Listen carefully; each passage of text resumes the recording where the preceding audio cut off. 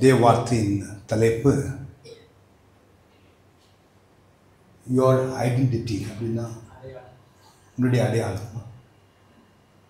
ஹல்லேலூயா. ஆவியா மாம்சமா? உன்னுடைய அடையாளம் ஆவியா மாம்சமா? Your identity is either spirit or it is flesh. Hallelujah. அதாவது ஆவிக்குரிய விசுவாசிகளான பிறகு நாம் நம்முடைய அடையாளம் ஆவியாக இருக்க வேண்டும், நம்முடைய மாம்சமாக இருக்கக்கூடாது. அப்படி இருந்தும் பல விசுவாசிகள் எவ்வளோ வருடம் கழிந்து அவருடைய அடையாளம் இன்னும் மாம்சமாக இருக்கிறது, இன்னும் ஆவியாக இல்லை. அதற்கு காரணம் என்ன? நம்முடைய அடையாளம் ஆவியாக இருக்க வேண்டும் என்றால் அதற்கு நாம் என்ன செய்ய வேண்டும்? இந்த வார்த்தையை நாம் அறிந்து கொள்ள வேண்டும் என்பதை இன்றைக்கு தியானிக்க இருக்கிறோம். கலாத்தியர் 5வது அதிகாரம் 22 23 வரையும் வாசிப்போம். 5வது அதிகாரம் வசனங்கள் 22 மற்றும் 23. ஆவியின் கனியோ அன்பு, சந்தோஷம், சமாதானம், நீடிய பொறுமை, தயவு, நற்குணம், விசுவாசம், சாந்தம், இச்சை அடக்கம். இப்படிப்பட்டவைகளுக்கு விரோதமான பிரமாணம் ஒன்றும் இல்லை. நம் எழுதின்று தேவார்த்தை கனப்படுத்தும். பிதாவே, இந்த தேவார்த்தை உடைய பிரசனத்திற்குள் கொண்டு வருகிறோம். இதில் உங்களுடைய வல்லமையும் அபிஷேகத்தையும் மாற்றி ஆவியானவரை நீரே எங்களிடத்தில் இந்த தேவார்த்தையின் ஆழங்களை வெளிப்படுத்தி எங்களுடைய ஆவியும் உடைய சத்தியத்தினால் பலப்படுத்தி நாங்கள் இந்த பூமியில் ஆளுகையின் வாழ்க்கை வாழ்வதற்காக கிருபையுற்றும். நாங்கள் சந்தோஷத்தோடும் விசுவாசத்தோடும் இந்த வார்த்தையை கேட்பதற்காக காத்திருக்கிறோம். இயேசு நாமத்தில் பிதாவே, ஆமென், ஆமென், ஆமென், ஆமென்.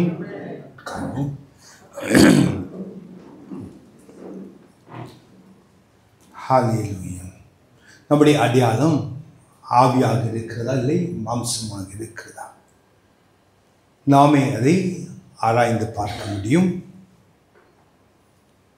நம்முடைய கிரியைகள் எப்படி இருக்கிறதோ அதன்படிதான் நம்முடைய வாழ்க்கை இருக்கும்.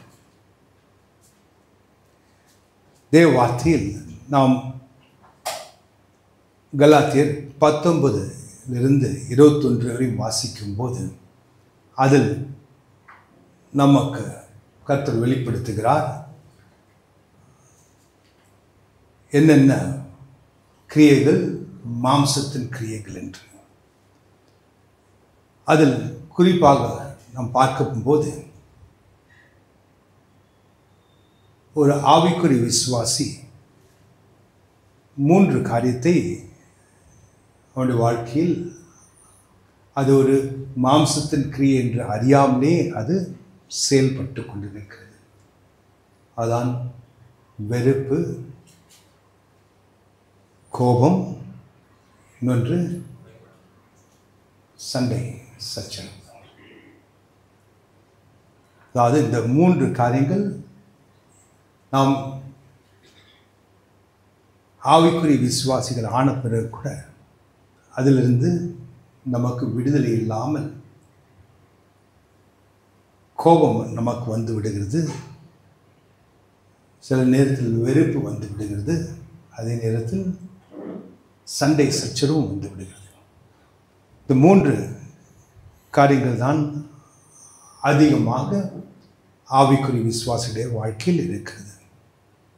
இதை எந்த வண்ணமாக இதை நாம் மேற்கொள்ள முடியும்? இது ஒரு நாள் 2 நாள் இது போகிற காரியம் அல்ல. இது தொடர்ந்து நாம் பிரயாசப்பட்டாலே ஒழிய இந்த காரியங்கள் நம்முடைய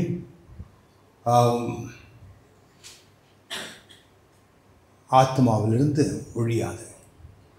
இது ஆவியில் இருக்கும் காரியம் அல்ல, இது ஆத்மாவில் இருக்கும் காரியம். ஏன் இதை ஆத்மாவில் இருக்கும் காரியம் என்று சொல்லுகிறோம்? இது எல்லாம் இமோஷனல், அதாவது உணர்வில் வருகிற காரியம். அதாவது கோபமாக இருந்தாலும் சரி, வெறுப்பாக இருந்தாலும் சரி, இதனால்தான் சண்டை சச்சரவே வருகிறது. ஆனால் இது ஆவியிலிருந்து வருகிற காரியம் இல்லை, இது ஆத்மாவிலிருந்து வருகிற காரியம். அந்த ஆத்மா நம்முடைய மாம்சத்தை இந்த அளவுக்கு செயல்பட வைக்கிறது. நாம் இதற்கு முன்பாக ஒரு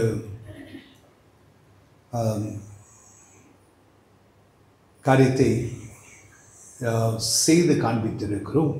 3 பேரை அழைத்து, நடுவில் இருப்பவர் என்னது? நடுவில் இருப்பவர் மாம்சம், இந்த இடது பக்கத்தில் இருப்பவர் ஆத்மா, வலது பக்கத்தில் இருப்பவர் ஆவி.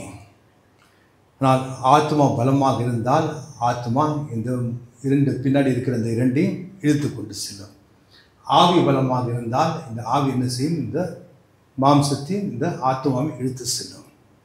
எது நமக்கு பலமாக இருக்கிறதோ அதுதான் நம்மை இழுத்து செல்லும். அதனால்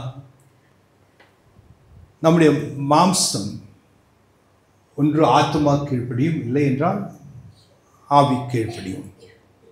ஆனால் எதில் நாம் பலமாக இருக்கிறோமோ அதுதான் நம்மை இழுத்து செல்லும். நம்முடைய சுபாவம் எல்லாமே அதில் தான் அடங்கி இருக்கிறது. ஆவியின் கனியோ அன்பு என்று வாசித்தோம். அதாவது ஆவியின் கனியோ அன்பு. அதாவது ஆங்கிலத்திலிருந்து அது தெளிவாக எழுதப்பட்டது. The fruit of the Spirit is love அப்படின்ற, அதாவது இஸ் லவ்ன்றா ஒருமைப்பாடு. The fruit of the Spirit are love, joy என்றால் அது 3-4 காரியங்கள் கொண்டது. ஆனால் ஆவின் கனி அன்பு. ஆவின் கனி என்பது அன்பு.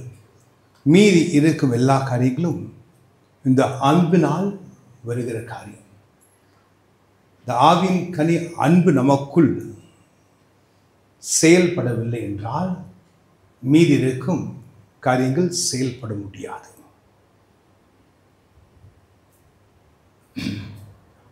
ஆவியின் கனி அன்பு. அதற்கு பிறகு என்ன வருது? சந்தோஷம், சமாதானம். அதாவது அன்பும் நமக்கு உரியதல்ல. கர்த்தராகிய தேவன் அவருடைய ஆவியை நமக்கு தந்த போது நம்முடைய இதயத்தில் அவருடைய ஆவியை ஊற்றினார். நம்முடைய ஆவிக்குள் அவருடைய அன்பை நிரப்பினார் என்று ரோமர் 5:5 நாம் வாசிக்கிறோம். ஆவியானவர் நமக்குள் வந்த போது அவருடைய அன்பை, தேவனுடைய அன்பை அவர் ஊற்றினார். ஆனால் அந்த அன்பில் நாம் செயல்படும் போது, அந்த அன்பில் நாம் செயல்படும் போது தான் நம்முடைய வாழ்க்கையில் சந்தோஷம் இருக்கும். அந்த அன்பில் செயல்படாமல் நாம் விரோதத்திலோ வைராகியத்திலோ வெறுப்பிலோ நாம் செயல்பட்டால் அந்த இடத்தில் சந்தோஷம் இருக்காது. அவருடைய வாழ்க்கையில் சந்தோஷம் இல்லை என்றால் அவனுக்கு சமாதானம் இருக்காது. அப்படின்றால் அன்பில் நாம் செயல்படும் போதுதான் சந்தோஷம் நம்முடைய வாழ்க்கையில் நிலையாக நிற்கும், சமாதானமும் நம்முடைய வாழ்க்கையில் நிலையாக நிற்கும். சந்தோஷம் இந்த உலகத்திலிருந்து பெற்றுக்கொண்டதல்ல, சமாதானமும் நாம் இந்த உலகத்தில் பெற்றுக்கொண்டதல்ல. இயேசு தெளிவாக சொல்லியிருக்க, என்னுடைய சமாதானத்தை நான் உங்களுக்கு விட்டு செல்லுகிறேன், உலகம் தரும் வண்ணமான சமாதானம் அல்ல, என்னுடைய சமாதானத்தை உங்களுக்கு விட்டு செல்லுகிறேன். உங்களுடைய இதயம் கலங்காமலும் பயப்படாமலும் இருப்பதாக என்று. என்றால் பரலோகத்தின் சமாதானம் நம்முடைய வாழ்க்கையில் நிலையாக நிற்க வேண்டும் என்றால் நம்முடைய இதயத்திற்குள் பரலோகத்தின் சந்தோஷம் நிலையாக நிற்க வேண்டும். அதற்கு நாம் பெற்றுக்கொண்ட அன்பில் நாம் செயல்பட வேண்டும். நாம் அன்பில் செயல்படும் போது சந்தோஷம் நிரம்பி இருக்கும், சமாதானமும் நிரம்பி இருக்கும். நாம் சமாதானத்தை நாம் பெற்றுக்கொள்ள முடியாது, சந்தோஷத்தை பெற்றுக்கொள்ள முடியாது, அது ஏற்கனவே இருக்கிற காரியம். ஆனால் அது எப்பொழுது வெளிப்படும் நம்முடைய வாழ்க்கையில் என்றால் அன்பில் நாம் செயல்படும் போது. எப்பொழுது அந்த அன்பை விட்டு நாம் விலகி வெறுப்பில்லோ இந்த வைராக்கியத்திலோ நாம் செயல்பட்டால் உடனடியாக முதல் போகிற காரியம் என்ன? சந்தோஷம். அதற்கு பிறகு சமாதானம் போய்விடும். ஆனால் தான் முடிந்த அளவுக்கு ஒவ்வொருத்தரோடும் சமாதானமாக இருப்பதற்கு முயற்சி செய்யுங்கள் என்று கர்த்தர் சொல்லியிருக்கிறார். எப்படி சமாதானத்தில் நம் முடிந்த அளவுக்கு உங்களுடைய அன்பை வெளிப்படுத்துங்க. அப்போது உங்களுக்குள் சந்தோஷம் நிலையாக இருக்கும். அப்பொழுது சமாதானம் உங்களுடைய வாழ்க்கையில் நிரம்பி இருக்கும் என்று. இந்த சந்தோஷம் சமாதானமும் ஆவிக்குரிய காரியம். அது அன்பில் செயல்படும் போது வருகிற காரியம். இது மூன்றும் நாம் நம்முடைய சொந்த செயலினால் இதை பெற்றுக்கொள்ளவில்லை. இது கர்த்தராகிய தேவனுடைய கிருபையினால் அவர் நமக்குள் தந்திருக்கிறார். ஆனால் ஒரு காரியத்தை அவர் எதிர்பார்க்கிறார், ஒருத்தருக்கு ஒருத்தர் அன்பாய் இருங்கள் என்று. எதற்காக ஒருத்தருக்கு ஒருத்தர் அன்பாய் இருங்கள் என்று திரும்ப திரும்ப சொல்லுகிறார்? அப்பொழுதுதான் நம்மளுக்குள் சந்தோஷம் நிரம்பியிருக்கும், அப்பொழுதுதான் தேவ பலம் நமக்குள் இருக்கும், அப்பொழுதுதான் சமாதானம் நிரம்பியிருக்கும்.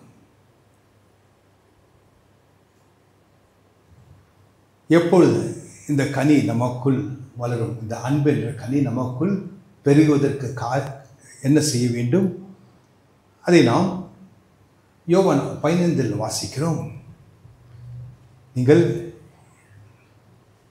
நான் உங்களுக்குள்ளும் நீங்கள் எனக்குள்ளும் நிலைத்திருந்தால் அப்பொழுது உங்களுக்குள் கனி பெருகும் என்று. 15:6 I think.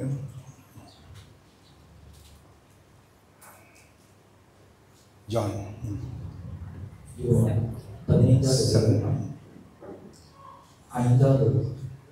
5வது வசனம். 5-6 வாசிக்கிறோம்.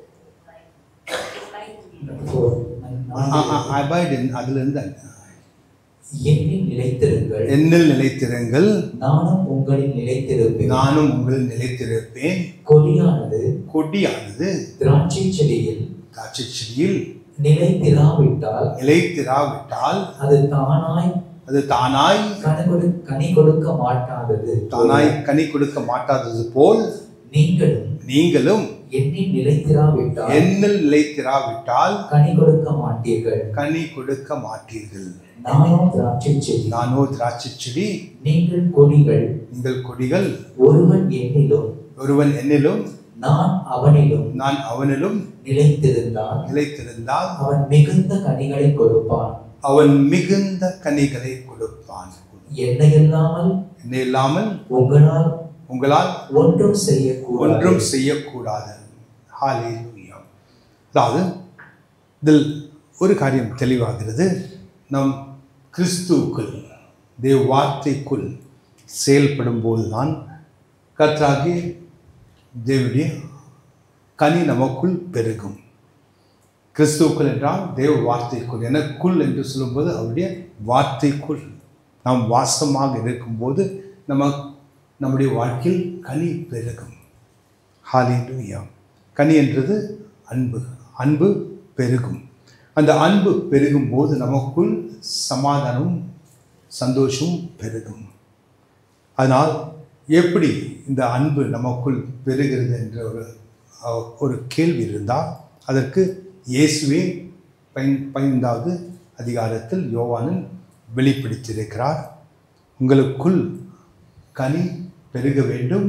அதற்கு நீங்கள் நான் உங்களுக்குள்ளும் நீங்கள் எனக்குள்ளும் நிலைத்திருந்தாலே தவிர இந்த கனி பெருகாது என்று. ஹல்லேலூயா. அதாவது நிலைத்திருப்பது என்றால் என்ன? வார்த்தையை விட்டு விலகாமல் எந்த ஒரு சுற்றுச்சூழ்நிலை வந்தாலும் சரி, அந்த நேரத்தில் எல்லாம் நம்ம தேவ வார்த்தையின்படி நின்று கொண்டிருக்கும் போது நாம் அன்பில் நிலைத்திருக்கிறோம். அந்த அன்பில் நிலைத்திருக்கும் போது நமக்குள் இருக்கும் சந்தோஷம் புறம்பே போகாது. அதே நேரத்தில் சந்தோஷமும் நமக்குள் பெருகும், சமாதானமும் நமக்குள் பெருகும். ஹல்லேலூயா. அதாவது இந்த 3 காரியங்களும் பரலோகத்தின் காரியங்கள். இது நாம் பூலோகத்தில் பெறவில்லை. அடுத்த 3 காரியங்கள் இது ஆவியானவர் நமக்குள் இருப்பதனால் இந்த காரியங்கள் நம்முடைய வாழ்க்கையில் செயல்படுகிறது.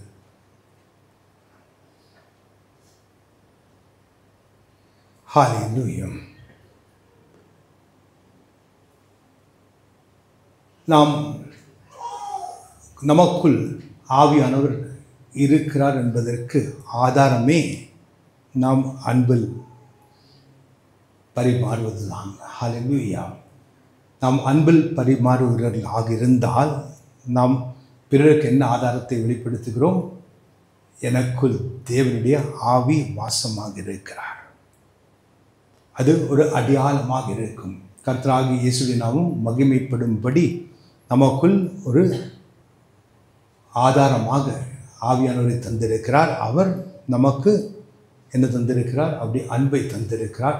அந்த அன்பில் நாம் செயல்படும் போது சுற்றி இருப்பவர்கள் அறிந்து கொள்ளுவார்கள், இது கர்த்தராகிய தேவனுடைய சாயலை கொண்டவர்கள் என்று. ஹல்லேலூயா. அது ஒரு அச்சாரமாக இருக்கிறது. அன்பில் செயல்படும் போது நாம் எதை வெளிப்படுத்துகிறோம்? நாம் தேவன் நமக்குள் இருக்கிறார் என்று, நாம் தேவனுடைய பிள்ளைகள் என்று வெளிப்படுத்துகிறோம். அதே நேரத்தில் இந்த அன்பு நமக்குள் இருக்கும்போது தானாகவே, அன்பில் தொடர்ந்து செயல்படும் போது தானாகவே நமக்குள் சந்தோஷமும் சமாதானமும் வெளிப்படும். நீங்கள் அதற்கு எதுவும் செய்ய வேண்டிய அவசியம் இல்லை. அன்பில் நாம் தொடர்ந்து செயல்படும் போது சமாதானமும் சந்தோஷமும் நம்முடைய வாழ்க்கையில் வெளிப்படும். யாரும் தடை செய்ய முடியாது. நீதிமொழிகள் ஒரு வார்த்தையை வாசிக்கிறோம். நீ தேவனுடைய உன்னுடைய வழிகள் தேவனுக்கு பிரியம் உள்ளதாக இருந்தால் உன்னுடைய சத்துருக்களும் உம்மிடத்தில் சமாதானமாக இருப்பார்கள் என்று. ஹல்லேலூயா. உன்னுடைய வழிகள் என்றால் தேவ வார்த்தையின்படி உன்னுடைய வழிகள் இருந்தால் உன்னுடைய சத்துருக்களும் உன்னிடத்தில் சமாதானமாய் கொள்வார்கள் என்று. ஹல்லேலூயா. அன்புக்கு அந்த வல்லம் இருக்கிறது. அந்த அன்பின் வல்லம் இருக்கும்போது நமக்குள் இருந்து சந்தோஷம் புறப்பட்டு செல்லும். அதே நேரத்தில் சமாதானம் புறப்பட்டு செல்லும். அந்த கடலுக்கு நடுவில் அவ்வளோ அலம் கொந்தளிக்கும் போது ஹல்லேலூயா, இயேசு ஒரே வார்த்தை சொன்னார், பீஸ் பி ஸ்டில், அமைதியாயிரும். அதாவது அவருக்குள் இருந்த அமைதியை அவர் பேசினார். ஹல்லேலூயா. அந்த முழு சுற்று சூழலும் அமைதியாயிடுது. நமக்குள் அந்த அளவுக்கு அன்பு நிலைத்திருக்கும் போது நமக்குள் சமாதானம் நிலைத்திருக்கும்.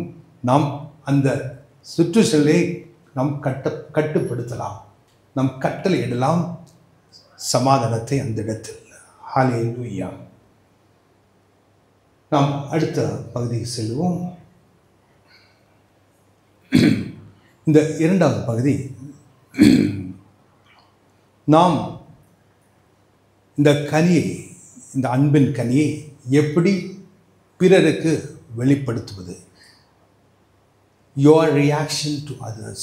நம் எந்த வழியாக பிறருக்கு அதை வெளிப்படுத்துவோம் என்று. யாராவது ஒரு காரியத்தை சொன்னாலோ செய்தாலோ நம்முடைய ரியாக்ஷன், அதாவது நம்முடைய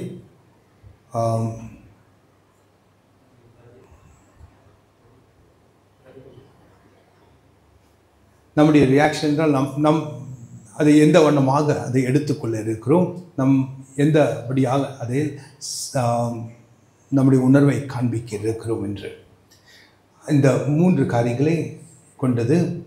முதலில் லாங் சஃபரிங், நீடிய பொறுமை. மத்தியு 5வது அதிகாரம் 11, 12 என்ற வசனங்களை வாசித்து நீடிய பொறுமை பற்றி அறிந்து கொள்வோம். மத்தியு 5வது அதிகாரம் வசனங்கள் 11 மற்றும் 18. என்ன நிமித்தம் உங்களை நிந்தித்து துன்பப்படுத்தி பலவித தீமையான மொழிகளையும் உங்கள் பேரில் பொய்யாய் சொல்வார்களானாய் பாக்கியவான்களாய் இருப்பீர்கள். சந்தோஷப்பட்டு களி கூறுங்கள். பரலோகத்தில் உங்கள் பலன் மிகுதியாக இருக்கும். உங்களுக்கு முன்னிருந்த தீர்க்கதரிசிகளையும் அப்படியே துன்பப்படுத்தினார்கள். ஹல்லேலூயா. அதாவது உங்களை ஏசினாலோ பேசினாலோ துன்பப்படுத்தினாலோ அது எதனால் அவர்கள் செய்கிறார்கள், யாராக இருந்தாலும் சரி, எதனால் செய்கிறார்கள்? உங்களுக்குள் கிறிஸ்து இருப்பதனால், கிறிஸ்து நிமித்தம் நீங்கள் நிந்திக்கப்படுகிறீர்கள். அது எங்கே இருந்தாலும் சரி, வீட்டுக்குள்ளே இருந்தாலும் சரி, வெளியே இருந்தாலும் சரி, நமக்கு சோதனை வருகிறது. எந்த சோதனை? நம்முடைய கனியை சோதிக்கப்படுகிறது. நமக்குள் இந்த நீடிய பொறுமை இருக்கிறதா என்று சோதிக்கப்படுகிறது. அது எந்த சுற்றுச்சூழலை இருக்கும் போதும் அது நமக்கு தெரியாமலே அது தலை தூக்கும். அது எப்போ வரும் தெரியாது. ஆனால் அந்த அன்பில் நாம் நிலைத்திருக்கும் போது நம்மளுக்குள் நீடிய பொறுமையும் இருக்கும். இந்த காரியங்கள் நமக்கு எதிராக வரும்போது அதில் சொல்லப்பட்ட சந்தோஷப்பட்டு களி கூறுங்கள். அந்த நேரத்தில் சந்தோஷப்பட்டு எப்படி களி கூற முடியும்? நமக்குள் அன்பு இருந்தால் நமக்குள் என்ன இருக்கும்? சந்தோஷம் இருக்கும். ஏன் அந்த சந்தோஷம் இருக்கிறது? நமக்கு ஒரு வார்த்தையின் அறிவு இருக்கிறது. இது எதற்காக வருகிறது? என்னை சோதிப்பதற்காக, என்னுடைய அன்பை சோதிப்பதற்காக எனக்குள் இருக்கும் கனி சோதிக்கப்படுகிறது. கிறிஸ்து நிமித்தம் நான் சோதிக்கப்படுகிறேன். அதனால் சந்தோஷப்பட்டு நான் களி கூற இருக்கிறேன். அப்பொழுது என்ன செய்வார்? பரலோகத்தில் இருக்கும் பிதா ஆனவர் நமக்கு என்ன செய்வார்? உங்கள் பலன் மிகுதியாக இருக்குமா? அவர் நமக்கு மிகுதியான பலனை தர இருக்கிறார். ஒரு ஆசீர்வாதம் நமக்கு வர இருக்கிறது. ஹல்லேலூயா. எப்பப்போ டெஸ்ட்டில் பாஸ் ஆனாலும் அப்பப்போ நமக்கு என்ன இருக்கிறது? நமக்கு விக்ட்ரி, அதாவது நமக்கு வெற்றி இருக்கிறது. அதே வண்ணமாக எப்பப்போ சோதனை இருக்கிறதோ அந்த இடத்துலலாம் வெற்றி இருக்கும், அதற்கு பலனும் இருக்குது. ஹல்லேலூயா. பிதானவர் நமக்கு மிகுந்த பலனை தர இருக்கிறார். அந்த நேரத்தில் நாம் சந்தோஷப்பட்டு களி கூற வேண்டும். ஆனால் நடக்கிற காரியம் என்ன? நம்மை நிந்திக்கிறார்கள், நம்மை வீசுகிறார்கள், பேசுகிறார்கள், எதை வென்றும். ஆனால் அந்த இடத்தில் சந்தோஷப்பட்டு நீங்கள் களி கூறுங்கள். அப்பொழுது நீங்கள் மிகுந்த பலனை பெற்றுக்கொள்வீர்கள். உங்கள் முன்னிருந்த தீர்க்கதரிசியும் அப்படியே துன்பப்படுத்தினார்களே. ஹல்லேலூயா. பழைய ஏற்பாட்டில் இருக்கும் தீர்க்கதரிசிகளையும் அதே வண்ணமாக தான் துன்பப்படுத்தினார்களே என்ற அர்த்தம் என்ன? அந்த காலத்தில் ராஜா, ஆசாரியர், தீர்க்கதரிசி, இந்த 3 பேருக்கு தான் ஆவியானவர் தரப்பட்டது. அவர்களுக்கு மட்டும்தான் சோதனை வந்திருக்குங்க. இப்போது நாம் எல்லாம் ராஜரீக ஆசாரியர்கள். நம் ஒவ்வொருத்தருக்குள்ளும் ஆவியானவர் இருக்கிறார். அதனால் நமக்கு ஒவ்வொருத்தருக்கும் இந்த சோதனை வரும். இந்த சோதனை நீடிய பொறுமையின் சோதனை.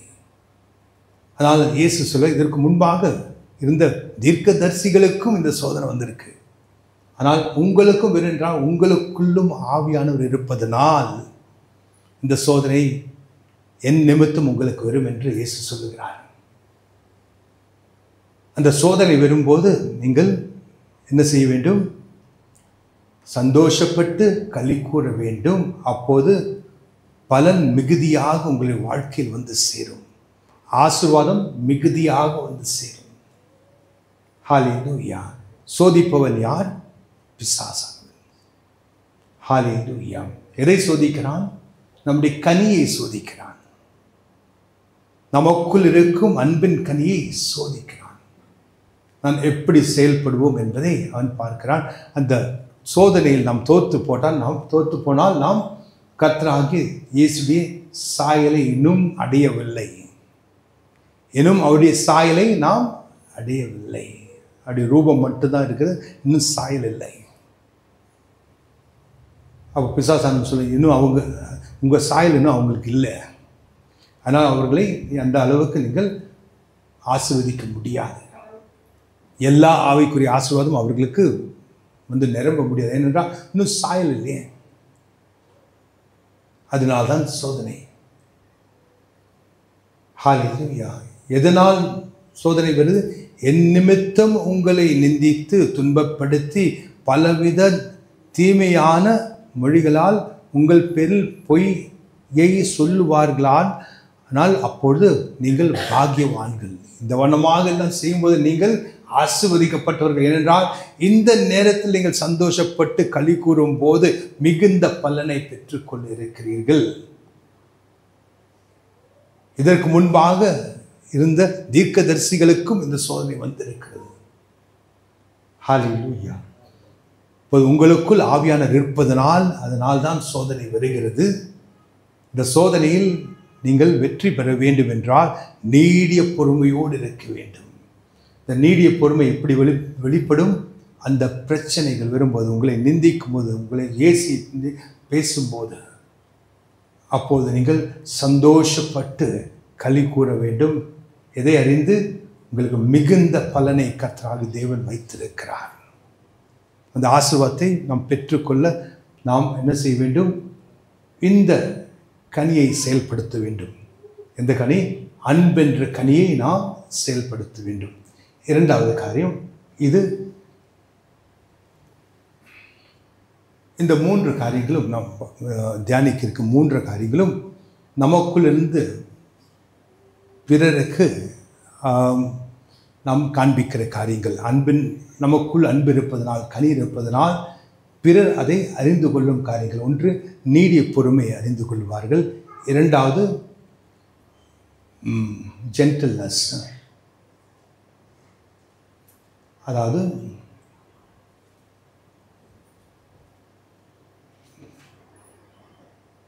கைண்ட்னஸ்,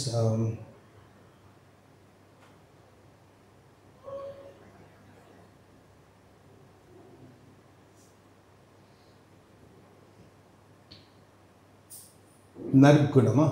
நீடிய பொறுமை நற்குணம் இல்லை, நீடிய பொறுமை தயவு. Kindness, correct. தயவு மத்தியு 5வது அதிகாரம் 13வது வசனத்தில் வாசித்து அறிந்து கொள்வோம். மத்தியு 5வது அதிகாரம் 13வது வசனம். நீங்கள் பூமிக்கு உப்பாய் இருக்கிறீர்கள். நீங்கள் பூமிக்கு உப்பாய் இருக்கிறீர்கள்.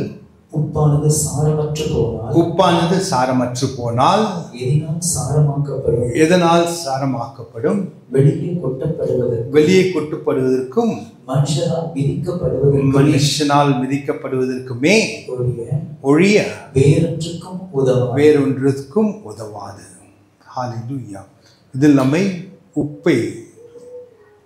உப்போடு நம்மை அவர் கர்த்தராகிய தேவன் என்ன செய்கிறார்? இயேசு என்ன செய்கிறார்? உப்போடு நம்மை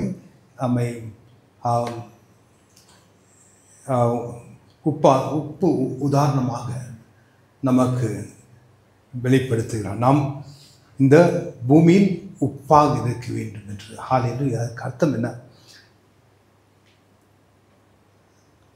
தமிழில் இருக்கான்னு தெரியாது, ஆனால் மலையாளத்தில் இருக்கு. உப்பு இல்லாத பண்டம், உணவு குப்பையில். தமிழ் இருக்கா? ஓகே. உப்பில்லாத பண்டம் குப்பையில் என்று. ஹல்லேலூயா. அதுதான் இந்த கரெக்டாக இருக்குது. அது என்ன பண்ணுறது? உப்பு இல்லாமல் இருக்கும் பண்டம் இந்த உணவு குப்பையில் தான் போகணும்.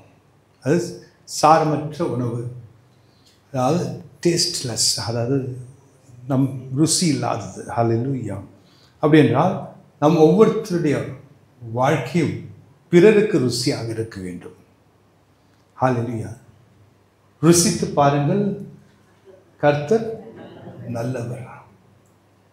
ஹல்லேலூயா. அதே நேரத்தில் நம்மையும் பிறர் ருசித்து பார்க்க வேண்டும்.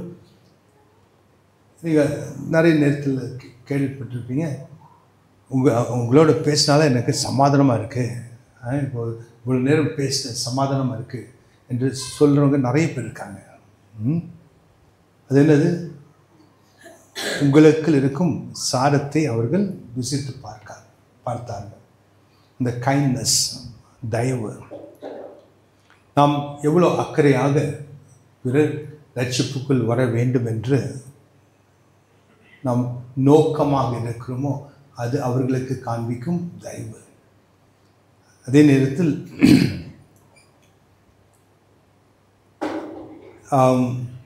நம் இந்தியாவில் யாரு குழந்தைகளுக்கு கற்றுக் கொடுக்காத ஒரு காரியம் என்ன? ஏதாவது பெற்றுக்கொண்டால் நன்றின்னு சொல்ல, தேங்க்யூ. அதாவது யாராவது ஏதாவது துன்பப்படுத்தினா அதுக்கு சாரின்னு சொல்ல, இதெல்லாம் கற்றுக் கொடுக்கறது இல்லை. அதனால தான் வளர்ந்த பிறகும் அந்த தேங்க்யூ சாரி என்ன சொல்கிறதுக்கு எந்த பிள்ளைங்களும், அதாவது மேல்நாட்டில் போனால் எல்லோரும் அதுதான் முதல்ல சொல்லுவாங்க. முதல்ல ஏதாவது பெற்றுக்கொண்டா தேங்க்யூன்னு சொல்லுவாங்க. அவங்க விஷ் பண்ணுவாங்க. ரோட்டில் நடந்து போனால் கூட விஷ் பண்ணாங்க, குட் மார்னிங் சொல்லிடு, சிரித்த முகத்தோடு விஷ் பண்ணுவாங்க. எதிர்க்க வர்றவங்க யாருன்னு நமக்கு தெரியவே தெரியாது. இங்கே யாராவது பார்த்தா மறைச்சி பார்த்துட்டு முகத்தை திருப்பிடுவாங்க. நம்ம அவங்களுக்கு சிரிச்சாச்சுன்னா அவங்களுக்கு கோபம் தான். என்ன பார்த்து சிரிக்கிறேன், என்னை பார்த்து சிரிச்சா இலக்காரமாக சிரிச்சேன்னு சொல்லி அடிக்க வந்துடுவாங்க. நான் இந்த நாட்டில் இன்னும் அதெல்லாம் கற்றுக் கொடுக்கல. அது எங்கே? வீட்டில் கற்றுக் கொடுக்க வேண்டிய காரியங்கள். ஹல்லேலூயா. வளரும் போதே இந்த வெறுப்போடு வளர்த்தி, எல்லாம் உனக்கு சத்ரு, உனக்கு எல்லாமே எதிரின்னு சொல்லி தான் வளர்த்துன்னு வராங்க. எல்லோரிடத்தில் அன்பாயிரு, எல்லோரும் உனக்கு நண்பர்களாக இருப்பார்கள், நீ உன்னுடைய அன்பை நீ வெளிப்படுத்து, என்னுடைய தயை வெளிப்படுத்து என்று சொல்லி வளர்க்கறதில்லை. தயல் முக்கியமானது என்னது? நம் எதை பெற்றுக்கொண்டாலும் நம் சிரிச்சு முகத்தோடு நன்றி சொல்கிறது இல்லை. ஏதாவது யாருக்கும் துன்பப்படுத்தினா அதை சாரின்னு சொல்கிறது, இதெல்லாம் தயவு. அதை ருசி பார்ப்போம். யாராவது இந்த மாதிரி சொல்கிறவங்க நமக்கு அது நல்லா தெரியும். நாம் சொல்லனா கூட யாராவது நம்மக்கிட்ட பெற்றுக்கொண்டு ஒரு காரியத்தை பெற்றுக்கொண்டு அவங்க தேங்க்யூ சொன்னால் நமக்கு அது நம்ம எல்லாம் சொல்கிறதே இல்லை. இவங்க பெற்றுக்கொண்டு தேங்க்யூன்னு சொல்கிறாங்க. இதை சொன்னால் நமக்கு சாரின்னு சொல்கிறாங்க. என்ன சொல்கிறோம்? நாம் அந்த அவர்களுடைய அந்த கேரக்டர், அவர்களுடைய அந்த காரியத்தை நம்ம ருசி பார்க்கணும். ஹல்லேலூயா. அவர்களுக்குள் என்ன இருக்கிறது? சாரம் இருக்கிறது. அவர்கள் இந்த உலகத்தில் உப்பாக இருக்கிறார்கள். கர்த்தராகிய இயேசு சொன்ன காரியம், இந்த உலகத்தில் நீங்கள் உப்பாக இருக்க வேண்டும் என்றால், அதாவது கிறிஸ்துவர்கள் மத்தியில் மட்டுமல்ல, இந்த உலகத்தில் நீங்கள் உப்பாக இருக்க வேண்டும் என்று தான் சொன்னார். கரெக்டா? அதாவது அவிசுவாசிகளுக்கும் நீங்கள் உப்பாக தான் இருக்க வேண்டும். அவர்களும் உங்களை ருசித்து பார்க்க வேண்டும். உங்களுக்குள் இருக்கும் அன்பை ருசிக்க வேண்டும். ஹல்லேலூயா. அந்த தயவு என்றால் அந்த அன்பினால் வருகிற காரியம். ஒரே ஒரு கனிதான் அன்பு. இந்த அன்பின் விளைவினால் வெறும் தயை. ஹல்லேலூயா. அதை ருசித்து பார்க்கும்போது கர்த்தராகிய இயேசுவை ருசித்து பார்க்கிறார். ருசித்து பாருங்கள், கர்த்தர் நல்லவர் என்று. ஹல்லேலூயா. நாமும் கர்த்தருக்கு ரெப்ரசன்டேட்டிவ், அவருக்கு சாட்சிகளாக இருக்கிறோம். we are witness for the Lord. நம்மையும் இந்த உலகத்தில் இருப்பவர்கள் ருசித்து பார்க்கும்போது அவர்கள் சொல்லுவார்கள், கர்த்தர் நல்லவர் என்று சொல்லுவார்கள். ஹல்லேலூயா. நம்முடைய செயலை கண்டு நமக்குள் இருக்கும் கர்த்தரை மகிமைப்படுத்துவார்கள். ஹல்லேலூயா. இந்த முதல் பார்த்த காரியம் நீடிய பொறுமை, இரண்டாவது தயை, மூன்றாவது குட்னஸ், அதாவது நற்குணம், குட்னஸ். மத்தியு 5வது அதிகாரம் 14 16 வரை. மத்தேயு 5வது அதிகாரம் வசனங்கள் 14 வரை. நீங்கள் உலகத்திற்கு வெளிச்சமாய் இருக்கிறீர்கள். மலையின் மேல் இருக்கிற பட்டணம் மறைந்திருக்க மாட்டாது. விளக்கை கொளுத்தி மரக்காலால் மூடி வைக்காமல் விளக்கு தண்டின் மேல் வைப்பார்கள். அப்பொழுது அது வீட்டில் உள்ள யாவருக்கும் வெளிச்சம் கொடுக்கும். இவ்விதமாய் மனுஷர் உங்கள் நற்கிரியைகளை கண்டு பரலோகத்தில் இருக்கிற உங்கள் பிதாவை மகிமைப்படுத்தும்படி உங்கள் வெளிச்சம் அவர்கள் முன்பாக பிரகாசிக்க கடவுது. ஹல்லேலூயா. முதல் நீடிய பொறுமை நாம் பார்த்தோம். நாம் யார் என்ன செய்தாலும் சரி, எந்த அளவுக்கு நாம் அதை கட்டுப்படுத்தி நாம் சந்தோஷத்தோடு அதை ஏற்றுக்கொள்கிறோம், எந்த ரியாக்ஷன் இல்லாமல். இரண்டாவது, நம்மை ருசித்து பார்க்கிறார்கள். நமக்குள் இருக்கும் இந்த நன்மையை அவர்கள் ருசித்து பார்க்கிறார்கள். இந்த மூன்றாவது, நம்முடைய கிரியைகளை பார்க்கிறார்கள். நற்குணம் என்றால் நற்கிரியைகள். நம்முடைய நற்கிரியைகளை காண்கிறார்கள். நீங்கள் உலகத்துக்கு வெளிச்சமாக வெளிச்சத்தை பார்க்க தான் முடியும், ருசிக்க முடியாது. உப்பை ருசிக்கலாம், ஆனால் வெளிச்சத்தை நம்ம காணலாம். அதாவது நீங்கள் உலகத்தின் வெளிச்சமாக இருப்பீர்கள் என்றால் உலகத்தில் இருப்பவர்கள் உங்களுடைய நற்கிரியையை காண்பவர்களாக இருப்பார்கள். அதுதான் இந்த இடத்தில் விளக்கு கொளுத்தி மரக்காலால் மூடி வைக்காமல் விளக்கை தண்டின் மேல் வைப்பார்கள். அப்பொழுது அது வீட்டிலுள்ள யாவருக்கும் வெளிச்சம் கொடுக்கும். இவ்விதமாய் மனுஷர் உங்கள் நற்கிரியையை கண்டு பரலோகத்தில் இருக்கிற உங்கள் பிதாவை மகிமைப்படுத்துவார்கள். நற்கிரியைகளை கண்டு. ஹல்லேலூயா. அதாவது காணத்தக்கதாக இருக்கும் நம்முடைய நற்கிரியைகள். ஹல்லேலூயா.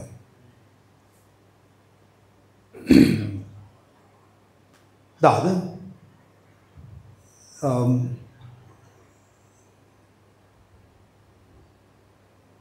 ஒரு உலகத்தில் இருப்பவர்கள் எல்லோருக்கும் ஒரு எண்ணம் இருக்கிறது. அவங்களுக்கு சொந்த எண்ணம், இது யாரும் சொல்லி கொடுத்தல. அவர்களுடைய எண்ணம் இருக்கிறது, கிறிஸ்துவர்கள் நல்லவர்கள், நற்கிரியை உள்ளவர்கள் என்று. அன்றைக்கு இந்த இடத்துல அப்படியே நடந்து கொண்டு போனவங்க யாரோ 2 பேர் டாக்டர்கிட்ட போகிறாங்க. குழந்தை எடுத்து சின்ன கை குழந்தை. சடனாக நம்ம இந்த ஜெபம் முடிச்செல்லாம் வெளியே நிற்கும்போது அவங்க ஒருத்தர்கிட்ட கேட்டாங்க, இல்லை ஜெபிப்பாங்களா, குழந்தை ரொம்ப நாளாக இருக்குது, இந்த மாதிரி பிரச்சனை, காது வலி, இந்த இது அது இதுன்னு சொல்லி ரொம்ப 1 மாதத்துக்கு மேலே இருக்குது, டாக்டர்கிட்ட போயின்னு இருக்கோம், ஒன்றும் நடக்கலை, கொஞ்சம் யாராவது ஜெபிப்பாங்களான்னு. சரி, அவங்க உடனே சொல்லாமல் நான் உள்ளே இருந்தேன். கேட்டாங்க, இந்த மாதிரி யாரோ வந்திருக்காங்க, ஜெபிக்கிறீங்களா சொல்லி வர சொல்லுங்கள், நம்ம அதுக்கு தானே இருக்கோம், கண்டிப்பாக ஜெபிப்போம்னு சொல்லி ஜெபிச்சு அனுப்பணும். அவங்களுக்கு ஒரு பயங்கரமான சந்தோஷம் இருந்தது. இந்த ஜெபித்து அனுப்பின உடனே அவங்களுக்கு ஒரு பயங்கரமாக ஒரு விசுவாசத்தோடு வந்தாங்க. அதாவது டாக்டர்கிட்ட போய் அது சரியாகலை, ஆனால் இந்த இடத்தில் ஜெபித்தால் இயேசு என்னை சுகமாக்குவார் என்று ஒரு விசுவாசத்தை வந்தாங்க. கண்டிப்பாக அந்த நன்மையை சுகத்தை பெற்று கொண்டிருப்பார்கள். நேற்று கர்த்தராகிய தேவன் இயேசு அந்த பிள்ளையை சுகமாக்கியிருப்பார். கண்டிப்பாக 100%. அவங்களுடைய விசுவாசத்தின்படி அந்த பிள்ளைக்கு சுகம் கிடைத்திருக்கு. அதாவது அந்த அளவுக்கு ஒரு எண்ணம் இருக்கிறது, கிறிஸ்துவர்கள் எல்லோருமே நல்லவர்கள் என்று. நீங்கள் ஏதாவது தப்பு செய்தால் நீங்கள் கிறிஸ்துவனாக இருந்து எப்படி இந்த மாதிரி செய்யலாம் கேட்குறாங்களா இல்லையா? கிறிஸ்துவனாக இருந்து நீ ஏன் பொய் சொல்கிற அப்படின்னு சொன்னாங்க. நாங்கள்லாம் பொய் சொல்லலாம், நீ கிறிஸ்துவனாக இருந்து நீ எப்படி பொய் சொல்ற? கரெக்டா? உலகத்தில் இருக்கிற எல்லாருமே பொய் சொல்லலாம், கிறிஸ்துவர்கள் பொய் சொல்லக்கூடாது. அதுதான் எண்ணம், பொதுவான எண்ணம், ஜென்ரல் ஒப்பீனியன். அதுக்கு அர்த்தம் என்ன? நம்முடைய கிரியைகள் நல்ல கிரியைகள் என்று அவர்களுடைய எண்ணம்.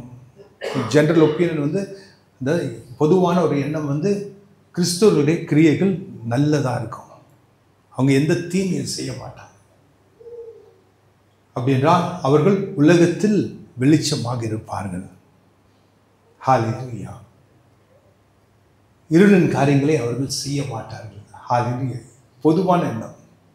நம்ம கிறிஸ்துவங்க என்ன செய்கிறாங்க இல்லையா நமக்கு தெரியாது, ஆனால் ஒரு பொதுவான ஒரு எண்ணம் இருக்கிறது, அது நாம் காப்பாற்றிக்கணும். கரெக்டுங்க? ஹல்லேலூயா. ஜென்ரல் ஒப்பீனியன் ஒவ்வொரு கிறிஸ்தவனை பார்த்தாலும் அதுதான், நல்லவங்க, அவங்களும் நல்லவங்க, சர்ச்சுக்கு போகிறாங்க, அவங்க வந்து நல்லவங்க. அந்த ஒரு எண்ணம் தொடர்ந்து அவர்களுடைய அந்த எண்ணம் இருப்பதற்கு நாம் தான் உதவி செய்யணும். நாம் வந்து எப்படி வார்த்தை இருக்கிறதோ அதே வண்ணமாக அன்பில் செயல்படும் போது, நற்கிரியைகளை செய்யும்போது கர்த்தராகிய இயேசுவின் நாமம் மகிமைப்படும். இந்த தேவ செய்தி நம்மை ஆராய வைக்கும். நான் எதில் செயல்படுகிறேன்? மாம்சத்தில் செயல்படுகிறேனா இல்லை ஆவியில் செயல்படுகிறேனா? எங்கெங்கே நான் என்னுடைய வாழ்க்கையில் மாற்றத்தை நாம் கொண்டு வர வேண்டும். யாரும் பர்ஃபெக்ட் இல்லை, என்னை சேர்த்து நாம் யாருமே பர்ஃபெக்ட் இல்லை. பர்ஃபெக்ஷனுக்கு போயின்னு இருக்கோம், ஒரு லெவல்லேருந்து ஒரு லெவலுக்கு போயின்னு இருக்கோம்.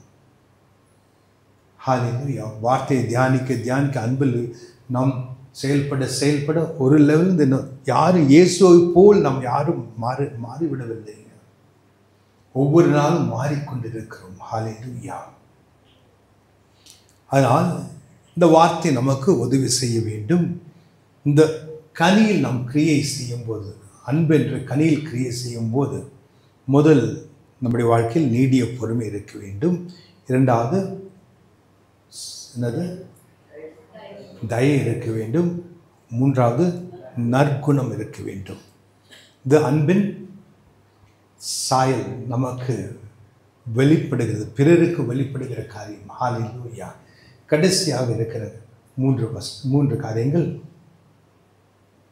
அந்த இடத்தில் விசுவாசம் என்று போடப்பட்டிருக்கிறது. அது விசுவாசம் அல்ல, ஆங்கிலத்தில் ஃபெய்த் தான் போட்டிருக்கோம், ஆனால் அது ஃபெய்த்ஃபுல்னஸ். அதுக்கு வந்து உண்மைத்துவம். உண்மைத்துவம் என்றால் நம்மை சார்ந்திருக்கக்கூடிய ஒரு நிலை, அதுதான் உண்மைத்துவம். அது இந்த மூன்று காரியங்கள்: உண்மைத்துவம், இரண்டாவது சாந்தம், மூன்றாவது இச்சை அடக்கம். ஹல்லேலூயா. இது வந்து இந்த மூன்று காரியங்கள் நம்முடைய கேரக்டரை குறிக்கிறது. ஹல்லேலூயா. அதாவது நாம் உண்மை உள்ளவர்களா, நம்முடைய குணாதிசயத்தை குறிக்கிறது. நம்முடைய குணாதிசயம் எப்படி? நம்ம உண்மை உள்ளவர்களா, நாம் சாந்தம் உடையவர்களா, நாம் ஒரு செல்ஃப் கண்ட்ரோல், அதாவது டெம்பரன்ஸ் என்றால் இச்சை அடக்கம், ஒரு செல்ஃப் கண்ட்ரோல் உள்ளவர்களா, சுய கட்டுப்பாட்டில் இருப்பவர்களா?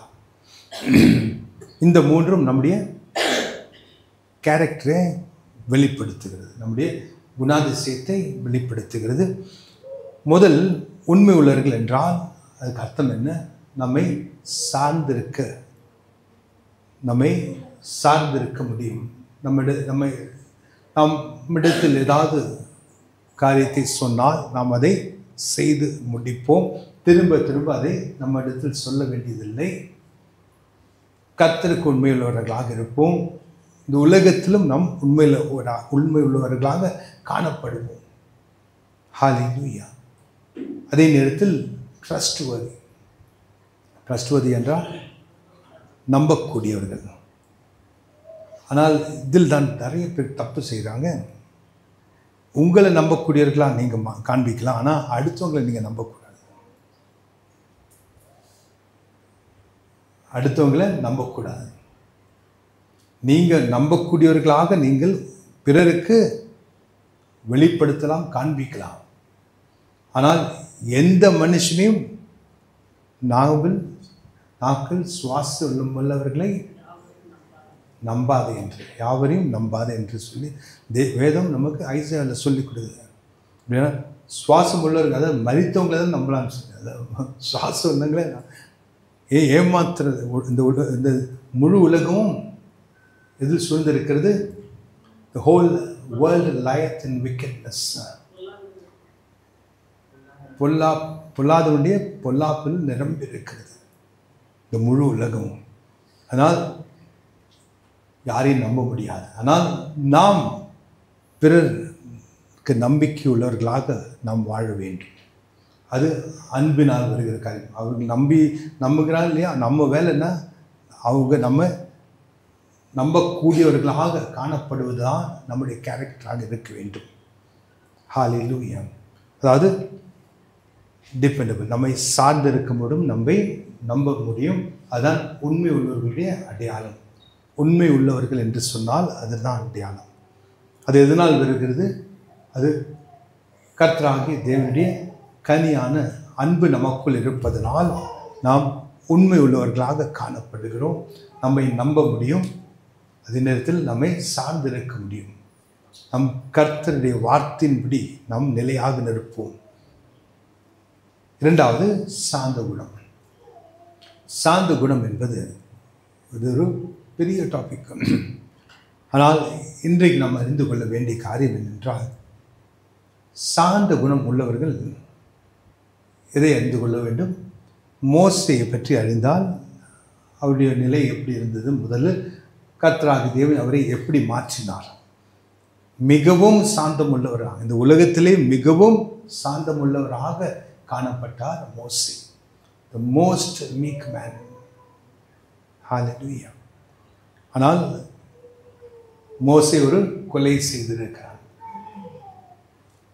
அவனுக்கு உடனே கோபம் வந்து அந்த கோபத்தில் அவன் கொலையை செய்திருக்கிறான். ஆனால் கர்த்தர் அந்த மோசையை விட்டு விடவில்லை. நான் இந்த பாத்திரத்தை தெரிந்து கொண்ட பாத்திரம், இந்த எப்படி உபயோகிக்க இருக்கிறேன். நம்முடைய வாழ்க்கையில் பல பிரச்சனை இருக்கலாம், நம்முடைய வாழ்க்கை மோசமாக இருந்திருக்கலாம். ஆனாலும் கர்த்தர் நம்மை தெரிந்து கொண்டார். ஹல்லேலூயா. நம்மை மாற்றி இருக்கிறார். எதனால்? இந்த உலகத்தில் இருக்கும்போது அப்படிதான். ஆனால் கர்த்தருடைய ஆவி நமக்குள் வரும்போது, அவருடைய அன்பு நமக்குள் வரும்போது தான் நமக்கு மாற்றமே உண்டாகிறது. இந்த மாற்றத்தில் ஒரு மாற்றம் வந்து இருக்கிறதுலே முக்கியமான மாற்றம். மோசேக்கு 40 வருஷம் கழிச்சு தான் இந்த மாற்றம் வந்தது. அவரே எதற்காக 40 வருஷம்? அவர் ஒரு பெரிய ஒரு காரியத்தை கர்த்தராகிய தேவன் அவருடைய கருத்தில், அவருடைய தோளில் வைத்திருந்தார். ரெஸ்பான்சிபிலிட்டி, ஒரு பொறுப்பு, மிகப்பெரிய ஒரு பொறுப்பை வைத்திருந்தார். 20 லட்சம் பேரை எகிப்திலிருந்து அவர் புறப்பட்டு வருவதற்கு ஒரு தலைவராக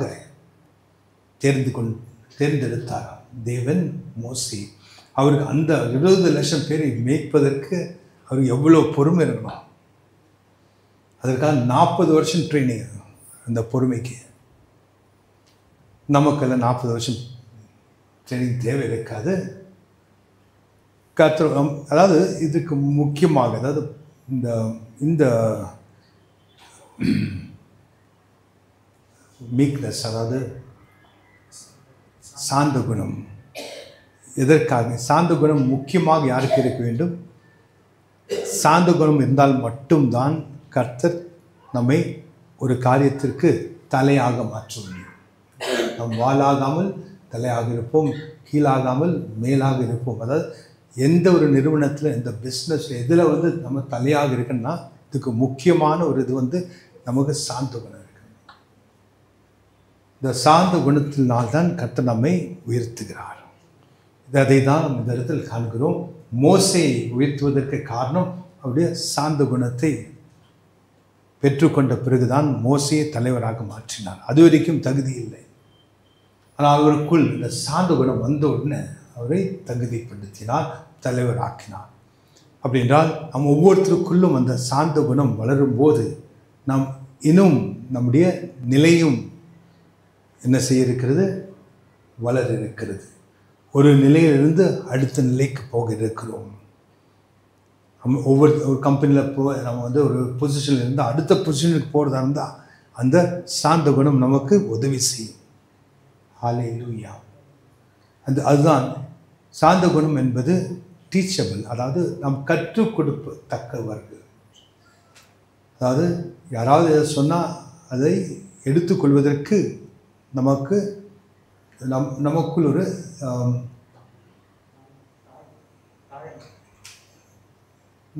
நமக்குள் ஒரு திறன் இருக்கிறது அதை எடுத்துக்கொள்வது. அதாவது நம்ம அதை தள்ளி விட மாட்டோம். சரி அப்படியா, அதை இல்லைன்னு சொல்ல மாட்டோம், இருக்குன்னு சொல்ல மாட்டோம், அதை கேட்போம். டீச்சபிள்னா அதை கேட்டு சரி அப்படி அதை உணர்ந்து அதை தேவை இருந்தால் அதை செயல்படுத்தணும், இல்லைன்னா விட்டுணும்.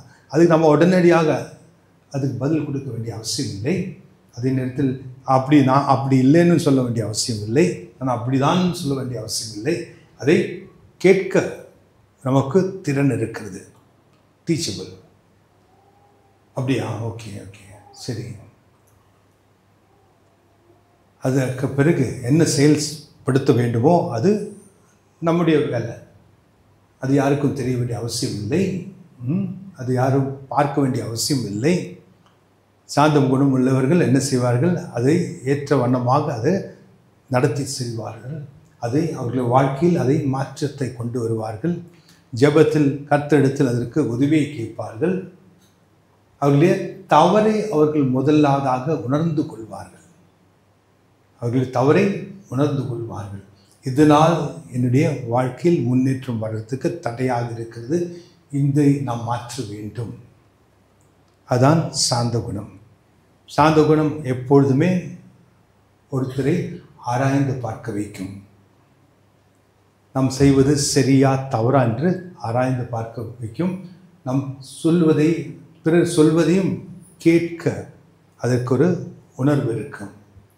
அதுதான் சாந்த குணம். நாம் எதற்காக போதனையை கேட்கிறோம்? எப்பொழுதும் அந்த சாந்த குணத்தினால் இன்னும் கர்த்தருடைய வார்த்தையின்படி என்னுடைய வாழ்க்கை மாற வேண்டும். அந்த சாந்த குணம் இல்லை என்றால் என்ன செய்வோம்? எனக்கு யாரும் சொல்லிக் கொடுக்க வேண்டிய அவசியம் இல்லை, நாம் பர்ஃபெக்ட்னு சொல்லி நாம் போயின்னு இருப்போம். சபைக்கு கூட வரமாட்டாங்க. சபைக்கு வருவதற்கே காரணம் நமக்குள் சாந்த குணம் இருக்கிறது. ஹல்லேலூயா. we have meekness. ஒவ்வொருத்தருக்குள்ளும் அந்த சாந்த குணம் இருப்பதனால்தான் சபைக்கு உட்கார்ந்து கர்த்தருடைய வார்த்தையை கேட்கிறோம். ஹல்லேலூயா. நம்ம ஒவ்வொருத்தரும் அதனால்தான் நம்முடைய ஆசீர்வாதமே எப்படி, நாம் வாலாகாமல் தலையாக இருப்போம், கீழாகாமல் மேலாக இருப்போம். கிறிஸ்துவர் ஒவ்வொருத்தரும் தலைவர், எல்லாம் தலையாக தான் இருப்பார்கள். எந்த இடத்தில் இருந்தாலும் அந்த இடத்தில் நீங்கள் உயர்ந்திருப்பீர்கள், யோசேப்பை போல். ஹல்லேலூயா. கடைசியான கேரக்டர் அந்த டெம்பரன்ஸ், அதாவது இச்சை அடக்கம், அதாவது சுய கட்டுப்பாடு என்று சொல்லுவோம். இச்சை அடக்கம் என்றால், இச்சை என்றது ஒரு இமோஷனிலிருந்து வருது, அதாவது உணர்விலிருந்து வருகிற காரியம், ஆத்மாவிலிருந்து வருகிற காரியம். அதை அடக்குவது என்றால் செல்ஃப் கண்ட்ரோல், அதாவது கோபத்தை அடக்குவது, அது இச்சை அடக்கம். நமக்கு யாராவது ஏதாவது பேசும்போது எதோ தோணலாம், இதை செய்யணும் அதை செய்யணும், அடிச்சுடணும், அது பண்ணணும் இது பண்ணணும். ஆனால் அதை அடக்கி நாம் நிற்கிறோம்ல, அதுதான் இச்சை அடக்கம். இதுக்கு முன்னே இருந்தால் நான் இப்போ அடித்து அப்படின்னு இது பண்ணியிருப்பேன், நான் அந்த மாதிரி இல்லை, இப்போ நான் மாறிட்டேன் அப்படின்னா அது இச்சை அடக்கம், செல்ஃப் கண்ட்ரோல். முன்னே அப்படி இருந்திருப்பேன், ஆனால் இப்போ அப்படி இல்லை. முன்ன ரவுடியாக இருந்திருக்கலாம், ஆனால் இப்பொழுது நான் என்னவாக இருக்கிறேன்? பரிசுத்தவனாக இருக்கிறேன். ஹல்லேலூயா. ஏன்?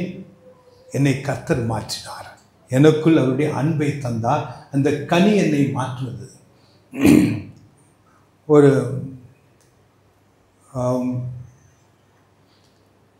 யாரோ சொல்கிறது கேட்டிருக்கேன், ஒரு டவுனில் அங்கே போலீஸ் ஸ்டேஷனே இல்லை, போலீஸ் ஸ்டேஷனுக்கு அந்த வேலையே இல்லையா.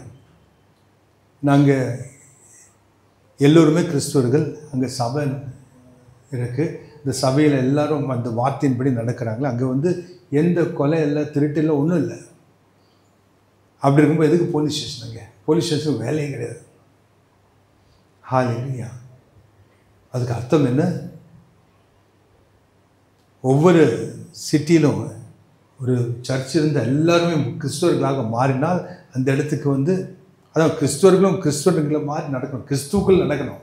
சும்மா கிறிஸ்துவர்கள் பேட்ஜ் போட்டு நடந்தால் பத்தாது, அவர்கள் இயேசு கிறிஸ்துடைய வழியில் நடக்க வேண்டும். அப்பொழுது போலீஸ் ஸ்டேஷன் தேவையில்லை, அந்த இடத்துல கிரைம் இருக்காது கண்டிப்பாக. ஹல்லேலூயா. ஏன்?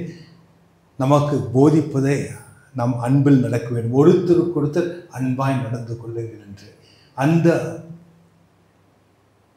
பிரமாணத்தில் அந்த கட்டளையின்படி நாம் நடந்து கொண்டால் அந்த சிட்டியில் கிரைமுக்கு, அதாவது துர்க்கிரியைக்கு ஒரு சந்தர்ப்பமே கிடையாது.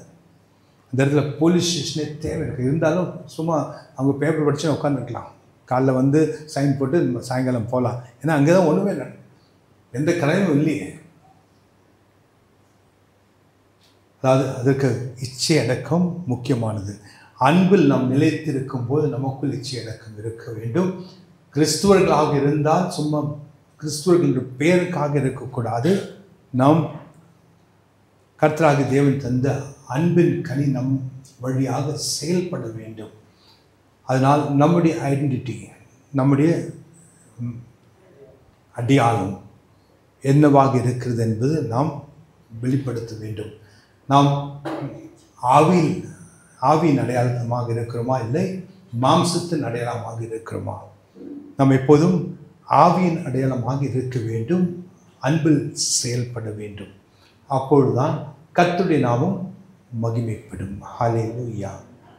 அதாவது இப்போ இன்றைக்கு நாம் தியானித்த காரியங்கள், ஹல்லேலூயா, நம் இதை இன்றைக்கு மட்டும் தியானிக்க வேண்டிய காரியம் அல்ல, இன்றிலிருந்து ஒவ்வொரு நாளும் தியானிக்க வேண்டிய காரியம். இது எவ்வளோ சீக்கிரம் நம்ம இதில் வளர முடியும் என்பது ஒவ்வொருத்தருக்கும் தனித்தனியாக தான் தெரியும். அவர்கள் எவ்வளோ செயல்பட்டு அதற்கு ஒப்பு கொடுக்கிறார்களோ அவ்வளோ சீக்கிரம் அந்த அடையாளத்தை அவர்கள் வாழ்க்கையில் வெளிப்படும். நம் அன்பின் கனி என்பதை பற்றி நாம் ஆராய்ந்தோம், இன்றைக்கு தியானித்தோம். அன்பின் கனி என்பது இந்த ஆவியின் கனி என்பது அன்பு. இந்த அன்பு தான் நமக்குள் சந்தோஷத்தையும் சமாதானத்தையும் தரும். அன்பிலிருந்து விலகி செயல்படும் போது சந்தோஷமும் சமாதானமும் நம்மை விட்டு செல்லும். எவ்வளோக்கு நாம் அன்பில் செயல்படுகிறோமோ அவ்வளோக்கு சந்தோஷமும் சமாதானம் நம்முடைய வாழ்க்கையில் வெளிப்படும். ஆவியானவர் நமக்குள் இருப்பதனால் இந்த அன்பு நமக்குள் தரப்பட்டிருக்கிறது. நாம் இதை வெளிப்படுத்த வேண்டும். அது நம்முடைய செயல், இது நம்முடைய பிரயாசம். அன்பு பிரயாசம் என்று, அன்பின் பிரயாசம், லேபர் ஆஃப் லவ். அதாவது நாம் அன்பை செயல்படுத்தும் போது அது பெரிய பிரயாசம். ஹல்லேலூயா. எப்படி போய் வேலை செய்கிறீங்களோ, இந்த மூட்டை தூக்குறீங்க, அந்த மாதிரி ஒரு பிரயாசம் அன்பை வெளிப்படுத்துவது. அன்பின் பிரயாசம் என்று வேதம் நமக்கு சொல்லுகிறது. அன்பு சுலபமாக வருகிற காரியம் அல்ல, அது பிரயாசப்பட்டு வெளிப்படுத்துவது. முடியாத நிலையில் நாம் அதை எப்படியும் அதை செயல்படுத்துகிறோம். அப்படி என்றால் நம் லைட்டாக எடுத்தாச்சுன்னா வாழ்க்கையை அது அப்படியே போயின்னு இருக்கும். ஆனால் ஒரு பிரயாசம் என்றால் உன்னிப்பாக கவனித்து, ஒவ்வொரு நடவடிக்கையும் கவனித்து அன்பில் செயல்படுகிறோமா என்று அதை ஆராய்ந்து பார்க்கும்போது தான் நமக்கே தெரியும், இன்றைக்கி காலிலிருந்து இதுவரையும் எந்தெந்த இடத்துல நான் அன்பில் செயல்படவில்லை. நாம் அதற்கெல்லாம் கர்த்தரிடத்தில் மன்னிப்பை கேட்டு இனிமேல் இந்த மன்னமான செயல்களை செய்ய மாட்டேன் ஆண்டவரே என்று நாம் நம்முடைய நைட் ஜபத்தில் இதை உறுதிப்படுத்தும் போது தான் அடுத்த நாள் இன்னும் ஓரளவுக்கு மாறுவோம். ஒரே அளவில் ஃபுல்லாக மாற மாட்டோம், ஓரளவுக்கு மாறுவோம். முழுமையாக மாறுவதற்கு 1 வருஷம் ஆகும் என்பதை நாம் வேதத்தில் பழைய ஏற்பாட்டில் வாசிக்கிறோம். ஹல்லேலூயா. முழுமையாக இருக்கும் நம்மை அந்த இடத்தில் இருக்கும் இந்த பூச்சிகளை ஒழிப்பதற்கு 1 வருடம் ஆகினது என்று பார்க்கிறோம். பூச்சிகள் என்றால் இந்த பிசாசுடைய கிரியைகள். அதற்கு 1 வருடம் ஆகுமா அந்த காரியத்தை ஒழிப்பதற்கு. ஹல்லேலூயா. இந்த 3 காரியங்களை பார்த்தோம். நம்முடைய ரியாக்ஷன், அன்பு நமக்குள் இருக்கும்போது நாம் எந்த வண்ணமாக அந்த அன்பு பிறருக்கு வெளிப்படும். 1 நீடிய பொறுமை, தயவு, நற்குணம். கடைசியாக பார்த்த காரியங்கள் நம்முடைய கேரக்டர். இந்த அன்பு நமக்குள் இருக்கும்போது நம்முடைய குணாதிசயம், உண்மைத்துவம், மீக்னஸ் அதாவது சாந்த குணம், இச்சை, அடக்கம் என்ற 3 காரியங்களை கொண்டது நம்முடைய கேரக்டரை குறிக்கும், நம்முடைய குணாதிசயத்தை குறிக்கும். நாம் எப்படிப்பட்டவர்கள் என்று அறிந்து கொள்வார்கள் பிறர் இந்த 3 காரியங்களை செயல்படுத்தும் போது. அதாவது முதல் இருக்கும் 3 காரியங்கள் நம்முடைய ஆவிக்குள்ள காரியங்கள். 2வது நாம் பிறருக்கு காண்பிக்கும் காரியங்கள். அவர்கள் ருசிக்கலாம், அதை நாம் பார்க்கலாம், அதை நாம் அனுபவிக்கலாம். ஆனால் இந்த கடைசி 3 காரியங்கள் நாம் நம்முடைய கேரக்டரை வெளிப்படுத்துகிறோம். என்னை நம்பக்கூடிய உண்மை உள்ளவன் நான் ஒரு மீக்னஸ் என்பது அந்த சாந்த குணம் உள்ளவன் நான், இச்சை அடக்கம் உள்ளவன் நான் என்று நாம் அந்த அளவுக்கு செயல்படுத்தி நம்முடைய கேரக்டரை வளர்க்கிறோம். ஸோ அந்த அன்பு என்ற அந்த கனி, அன்பின் அதாவது ஆவியின் கனி என்பது அன்பு. அந்த அன்பினால் வருகிற விளைவுகள் தான் இந்த எல்லா காரியங்களும். இதை அறிந்து நாம் இன்றையிலிருந்து எவ்வளோக்கு எவ்வளோ பிரயாசப்பட முடியுமோ பிரயாசப்பட்டு இந்த லைஃப் சேஞ்சிங் சர்ச்சில் இருக்கும் ஒவ்வொருத்தரும் எந்த அளவுக்கு தெய்வ செயலாக மாற முடியுமோ அந்த அளவுக்கு மாற வேண்டும். அதுதான் எங்களுடைய ஜெபம். நம்ம எழுந்து நிற்போம்.